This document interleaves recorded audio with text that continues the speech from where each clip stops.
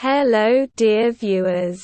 You see two spectra of signals received from coils located in ferromagnetic assemblies made of N87 and kOhm materials.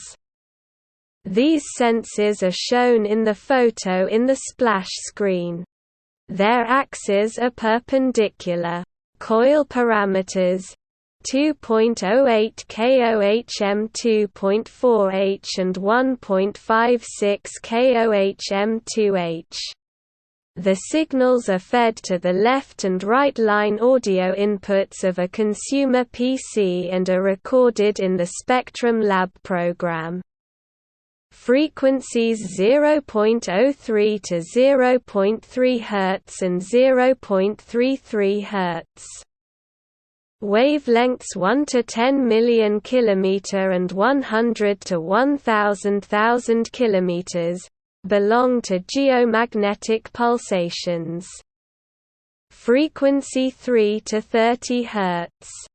Wavelength 10 to 100,000 km. Research in the interests of communication with underwater and underground objects located at great depths, hundreds of meters, is underway. Frequency 30 to 300 Hz. Wavelength 1 to 10,000 km. There is the main part of the electromagnetic spectrum of power networks 50/60ths of a Hertz. In this range are the frequencies of the US SeaFarer communication complex, 78 Hz, and the domestic ZEUS complex, 82 Hz. Created for unilateral transmission of information to strategic nuclear submarines patrolling in the waters of the world ocean. Frequency 300 to 3000 Hz. Wavelength 100 to 1000 km. In this range there are electromagnetic oscillations of the sound range, the so-called whistling waves, whistlers, as well as various interference from household appliances. Frequency 3 to 30 kHz. Wavelength 10 to 100 km.